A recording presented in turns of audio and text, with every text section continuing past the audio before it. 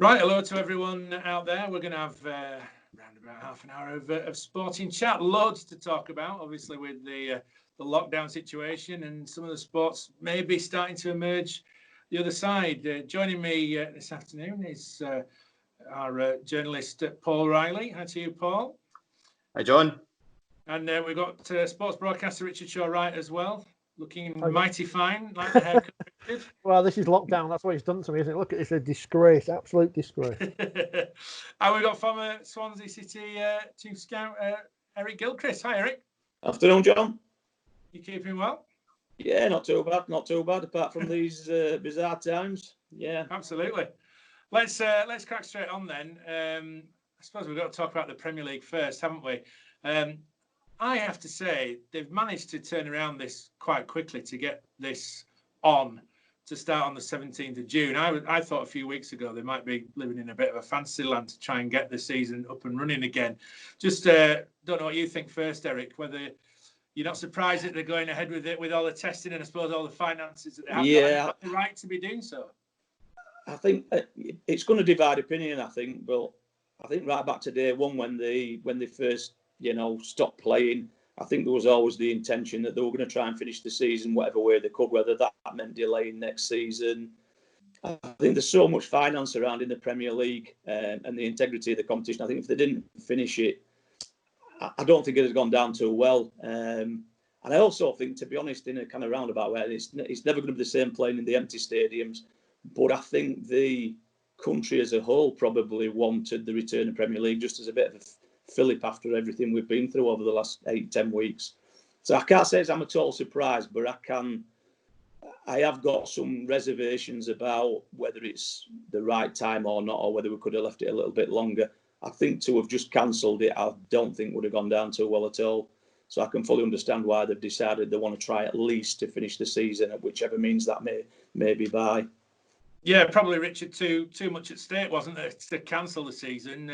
With the some teams had played less games than others, like Aston Villa, for example, Sheffield United going for maybe a Champions League spot with a game in hand, and then whoever was relegated, if they did relegate anyone, there'd be complaints all around. So maybe they had to try and get it on us in some form.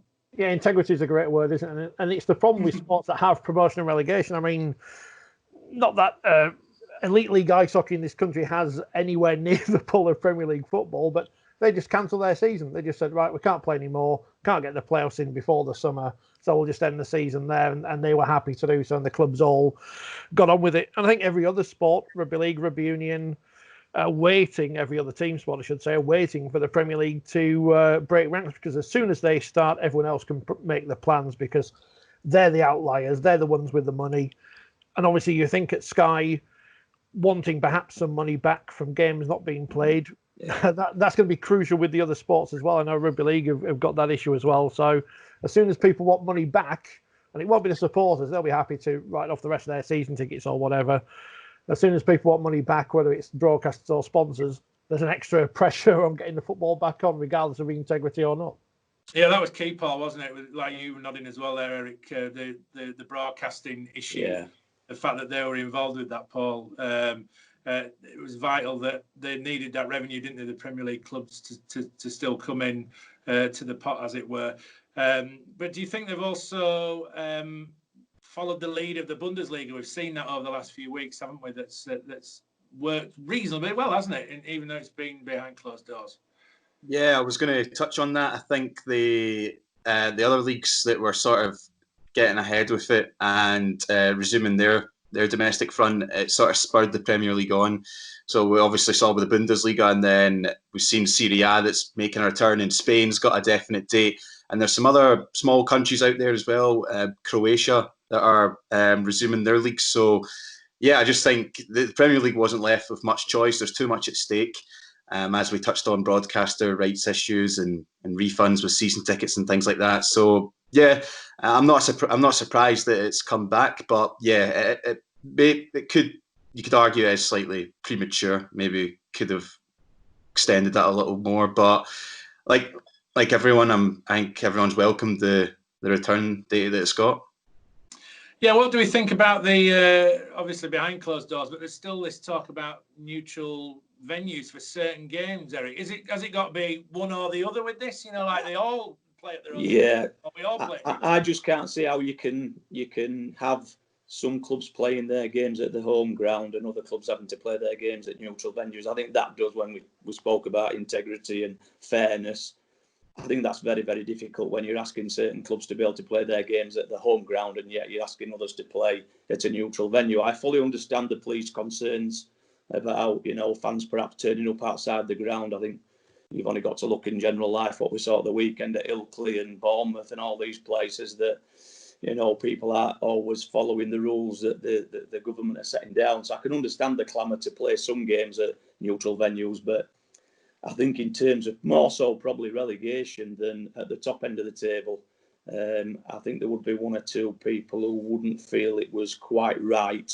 that, I don't know, for example, if, say, Norwich had to play a game at a neutral venue, yet Aston Villa got to play all its games at its home ground. I think that would be a difficult one for a lot of people to swallow, especially supporters.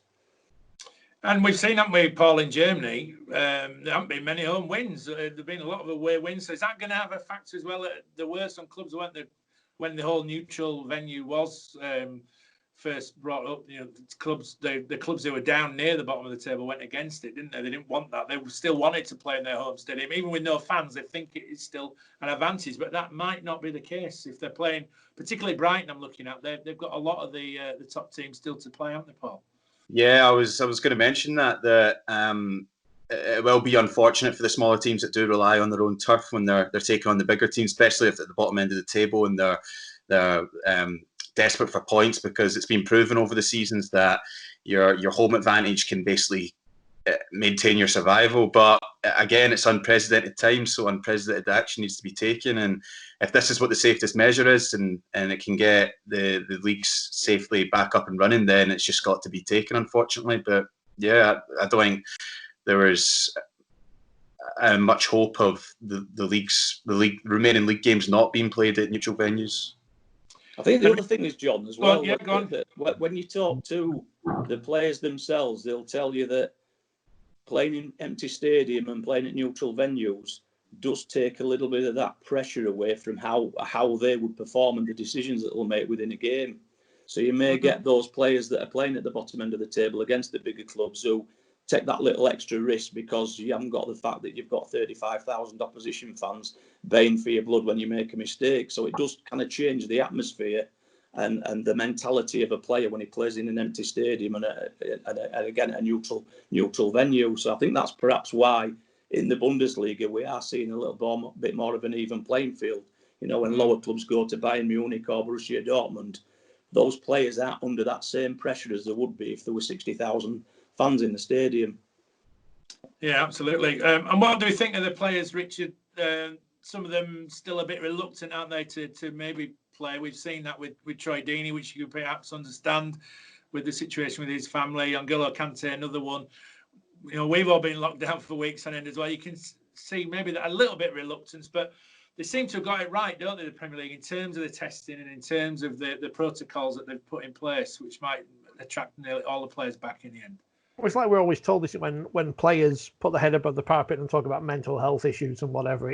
They are human. They may get paid lots of money, some of them, but they are still human under everything. And they'll have the same concerns we have about, even just stepping outside the front door at the moment. You are worried about the situation we're in. Yes, there is all this testing, but you're never quite sure what's going to happen around the corner. And especially for the players like Deeney with relatives who have got conditions which means they're more susceptible to the virus, you can see why they would be concerned. No one's going to be, there's not going to be 100% safety in anything the Premier League or the authorities can put in. So you can understand why they wouldn't want to. You can understand why supporters would get upset, because supporters always do. But I think you've got to give the final say to the players themselves whether they want to come back or not. And that's why, I guess that's why they've got a union who are so well funded. So we'll see what happens. But a couple of players won't come back, but the majority will, won't they? And whatever happens, we need to get this season over and done with, and then plan for whatever happens going forward.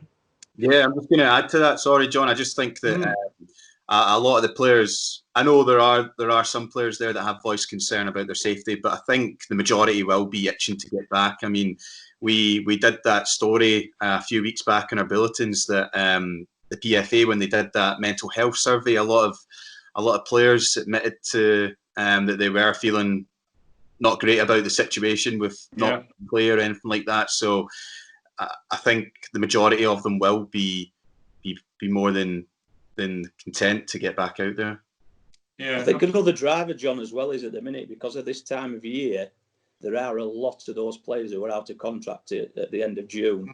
And I would knowing as I do what happens in terms of the agents. Some of those players, take for example Lyle Taylor at Charlton. Yeah, I was going to ask you about him, Eric. Actually, yeah, like that situation with Charlton. As Paul, doesn't it? Yeah, as Paul will tell you that there's interest from him in Scotland. There's interest in him from Middlesbrough, and you can kind of understand, is he wanting to take a risk because at 30 years of age and it's possibly his last big move. He's got a final payday. Is he going to take a risk on playing? Potentially picking the virus or potentially getting injured, because obviously the lead into restart's not been that great.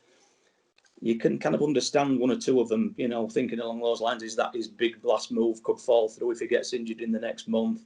So I think there are one or two that are using the contract situation to their advantage as well. But I think I agree with Paul. There's 95% of the players just can't wait to get back playing football, to be honest, under whatever circumstances. And I think the testing, the fact I think was only testing the 10 in the last round of testing, I think that's gone a little bit way to making some of the players feel a little bit more secure about returning. Yeah, we'll touch on the EFL in a bit more detail in a minute. I just wanted to, obviously, we still think Liverpool are going to win it then, do we? We haven't changed our minds? No? I can't see it, can you? They could actually win it after one game, couldn't they, against Everton if Man City slip up in that first match? Do you think that's heaped a bit more pressure on them to return, the fact that Liverpool were so far clear, or would we have been having this same conversation if there'd only been a point between them and Man City? I don't know. Yeah, it's interesting, isn't it? Because it's one of them. It'd always have that mark against their name, wouldn't it? Yeah, absolutely. Them, which will come to Celtic in a moment, Paul, about that. In a similar situation in the mess that's up in Scotland at the minute. So we're all going for the understatement. Yeah. Anyone down the bottom that could benefit from this? Someone like Norwich, can they start afresh now and just go for it and nothing to lose type of thing, or would they have been in that situation anyway, Eric? I think those clubs that have been affected with injuries are probably going to think it's a bit of a saving grace for them starting again, because it's given some players who were under long-term injuries for a period of time. To be fair, most clubs you would think in the Premier League now will virtually have full squads to choose from, so it could change the landscape slightly, and give clubs at the bottom end a bit more of a chance of putting a run together, because they've got they may have their best goal scorer back who's been missing. So I think it'll be really interesting just to see how the last sort of 9 games pan out in terms of more the bottom end than the top. I think we'd all agree the top end's pretty much a foregone conclusion. But I think most of the focus will be on the relegation places, and I think there's probably 5 or 6 potentially who could be in that mix. Yeah, there's no way, Paul, they could have cancelled the season, could they, with Aston Villa having played a game less than the other teams? It would be interesting if they all played the same number of games, wouldn't it? That would have been. It's quite similar to Hearts' situation in Scotland as well, because they're at the bottom end of the table and they were 4 points off, and a lot of people were saying, it's something that's obviously it's quite hard for the clubs to take if they're on that end and they do get relegated. But like I've said before, and many people have said, unprecedented times, it goes to unprecedented measures, unfortunately. And we just sort of need to look out for the majority clubs rather than a few. Yeah, we'll see what pans out, and we'll also come back to Scotland shortly. But just wanted to flick to the EFL then, Richard. We've got a strange situation there as well, haven't we, where the Championship teams want to finish. League One don't seem to know what they want to do. There's a gang of 6, isn't there? They want to finish because of the playoff situation in League One, and the points total. I think there's about 4 or 5 points between 3rd and 10th or something in League One. And then, of course, League Two have already said that they want to finish the season, but there's still the issue about promotion and relegation there, particularly the relegation situation. I mean, there's the problem, is that you can't have one and not have the other, because as much as everyone loves promotion, everyone hates relegation. I can think of millions of reasons why the clubs at the top end of the Championship want the end of the season to be completed, especially Leeds United fans who've been waiting for a long, long time now to get back into the Premier League. But again, it's that word integrity again, isn't it? All the clubs in the middle who've got nothing to play for whatsoever, they'd be just happy to have the season finished now, have a long time off, prepare for the next season, whenever that is. But everyone has to be on the same page, and this will be the problem for the EFL.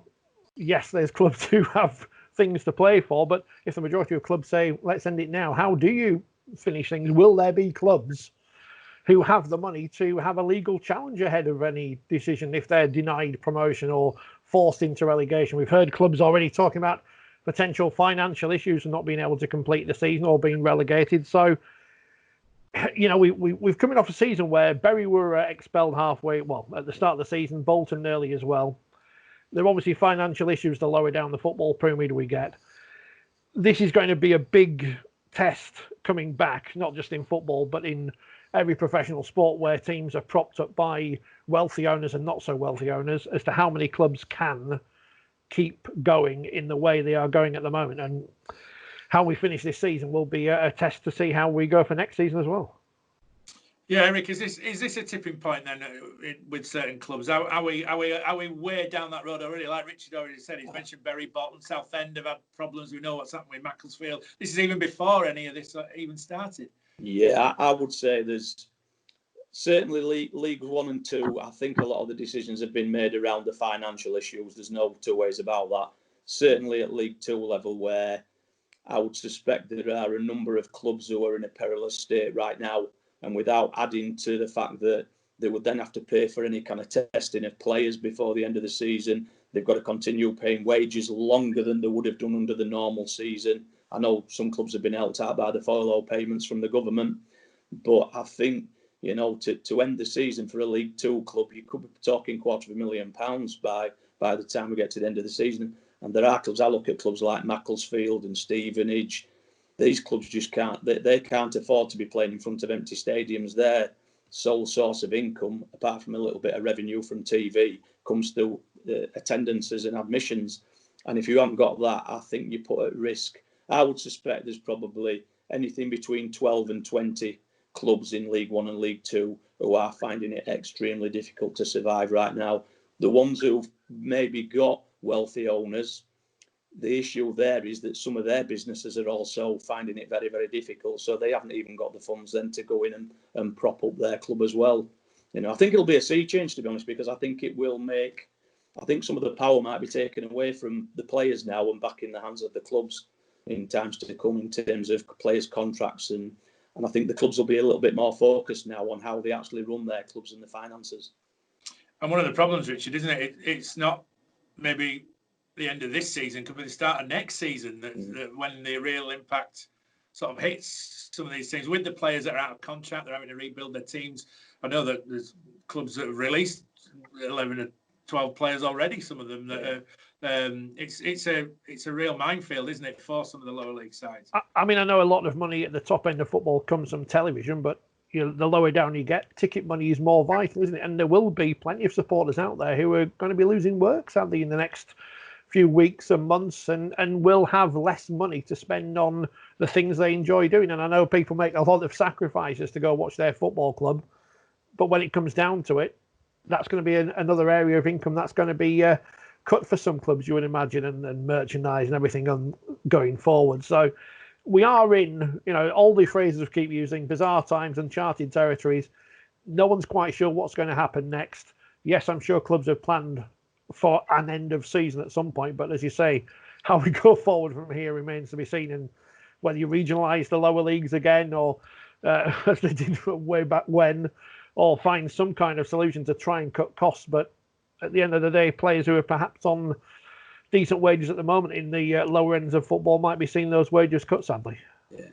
And Paul, it's vital, isn't it, that probably, you know, the Championship does finish on the field because of the money at stake for the teams that are getting promoted. I mean, if you were a Fulham and they just promoted Leeds and West Brom without kicking another ball, and then they obviously they were going to decide the playoff places, weren't they? The teams just outside there and have an argument. It's probably best, Paul, that they're finishing. They are finishing the championship at least on the field. Yeah, definitely. I think if they have the resources, which they do, to complete the season, then there's no reason why they shouldn't. And like you said, there's so much at stake with the championship in terms of financially. If you get promoted and you get to the playoff matches, you can earn a fortune, and that can completely turn the club around. And yeah, there's still a lot of football to play. So the championship has made the right decision, and it's good that they can get players tested regularly and get them back into training as well. And do you know, Eric, what's going to happen with League One? Which way they're going to go? I think there's talks of trying to organise playoffs in there. They're talking about trying to split them up around the Championship playoffs, I'm led to believe. Right. I can kind of understand that as well, because if you look at, and there are a couple of really big clubs in League One as it stands, with Sunderland and Portsmouth.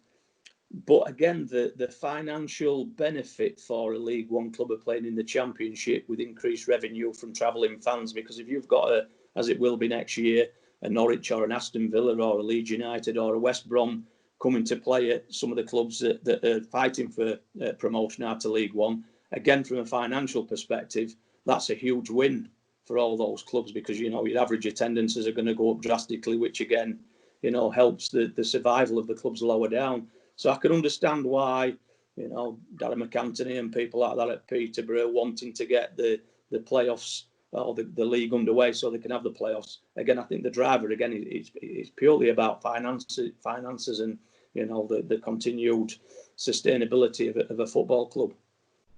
Well, me, Eric and Richard are now just going to sit back for a minute, have a little bit of a break, because, Paul, we're going to talk about the Scottish situation now. Where do we start with this? No, I don't even know it.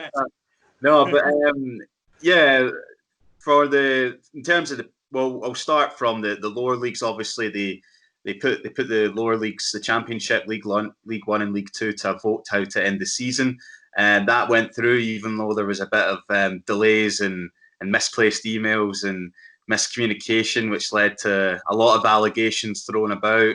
And then they finally got there, and that was sort of sorted, and then it moved on. Obviously, after that the vote was passed, and then it sort of went on to Rangers putting together a dossier, and then there was a vote to have the SPFL independently investigated. Even though they did get independently investigated, but not a lot of clubs some of the clubs weren't happy about how it was done. They thought it should have been more thorough. And then we eventually got to the SPFL getting to make their decision for the top league, the Premiership. And yeah, the Scottish League, it doesn't have the resources to continue to resume the league. So they had no choice whether to end their season or not. And I think null and void was always never on the cards. So it was either, finish as they are, and you don't have any championship finishes, no one wins the title, no one gets relegated. There was talk of that, but I don't think that was in the interest of too many clubs, and obviously Celtic are champions and Hearts got relegated. Yeah, there's been this talk about restructuring, hasn't there? Hearts have been trying to put this forward. Would this have been as big an issue if, I don't know, Hamilton had been bottom of the table instead of Hearts? Yeah, I know of that seems to be Anne Budge's narrative. It's just because Hearts are such a big club. They're a very important club for the league. They've got one of the biggest stadiums, biggest fan bases. They make a lot of money themselves. So I think them going into the Championship, with a smaller club like Hamilton, they'll feel the effects greatly.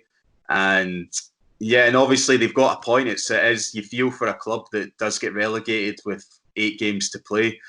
But yeah, the league construction, there's always been talks of that over the last decade or so, or even longer, that they have always wanted to make more teams in the leagues. So I think in the Premiership, they did suggest about a few years ago 16 teams in the league, but it got rejected. And now I don't think if this had all happened, this pandemic, it wouldn't have got brought up right now. Maybe in the next down the line in the next 5 to 10 years. But yeah, it wouldn't have been a question, reconstruction, unless teams weren't getting relegated.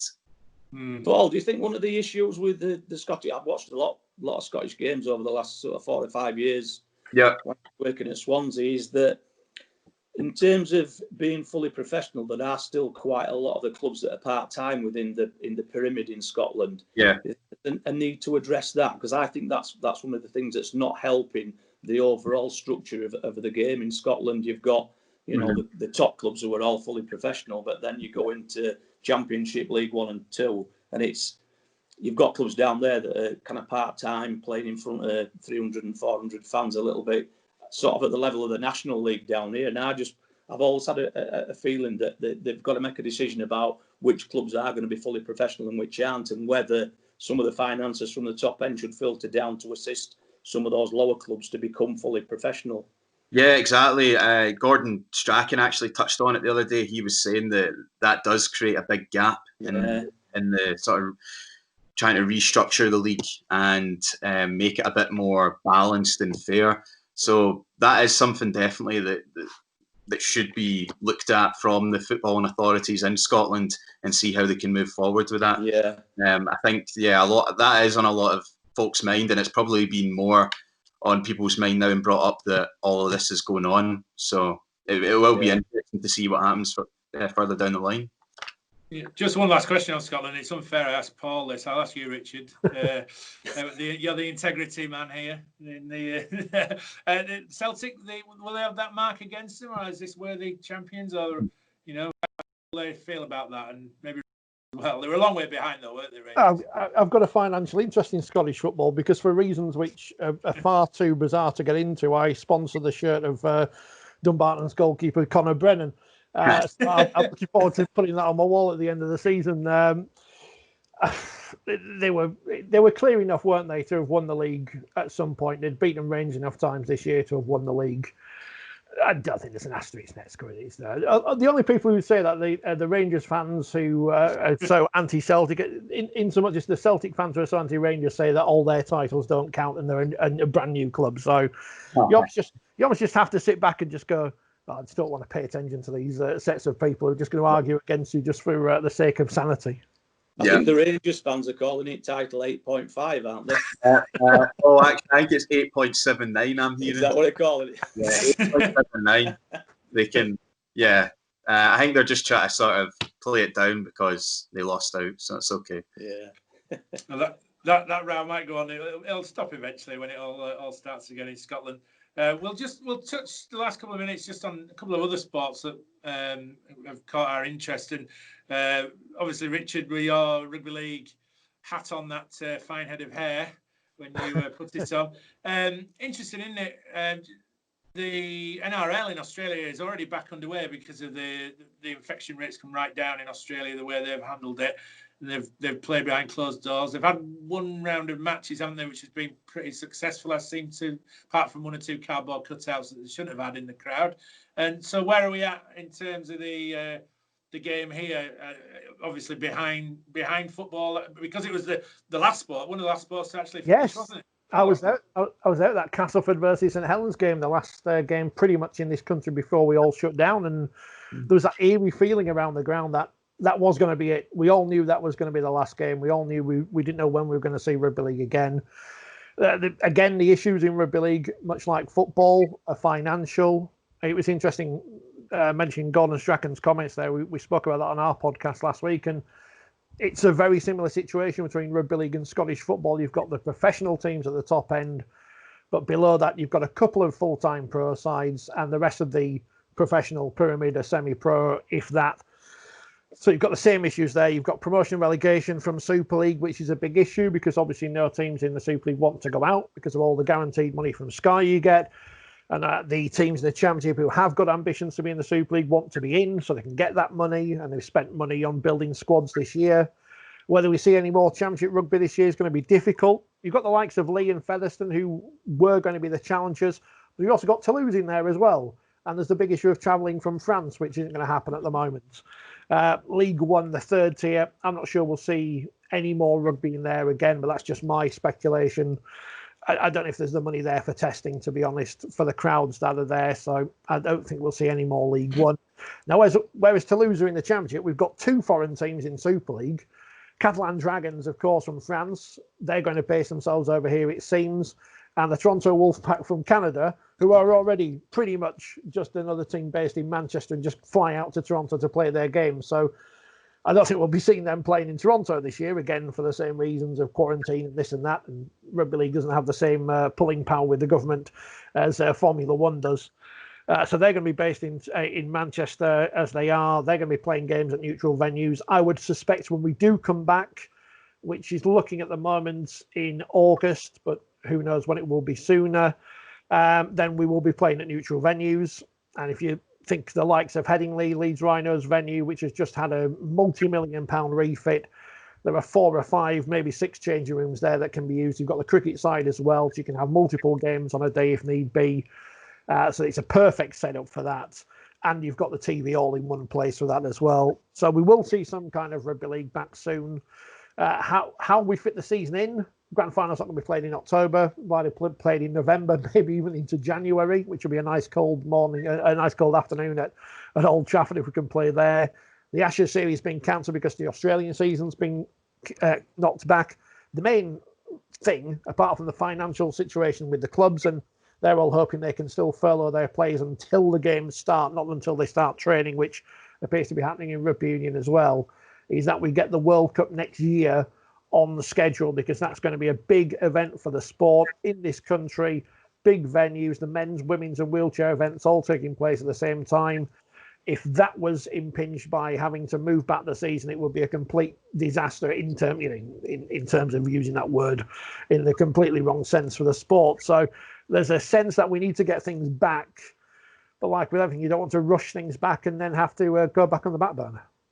Yeah, absolutely. I think the message is, isn't it, Eric? We seem to be getting there with a lot of sports, don't we? We're getting there, but maybe the problems might be further down the line. Yeah, I think everybody, as we mentioned earlier, I think some of the sort of, for want of a better phrase, the minor sports in the country are taking the lead from the major sports in a way, which is understandable. You know, everybody wants to be back playing or watching the pastime that they enjoy. And I agree. I think the issue is going to be how current seasons evolve into the following seasons. When are they going to start? Is it going to upset the calendar in terms of, you know, simple things like weather and that kind of thing? So I think you can understand the sports wanting to return. I think it's good for everybody, like we said about, you know, around the country, everybody's wanting their own sport to return, so you can start watching it, whether that be live or on TV.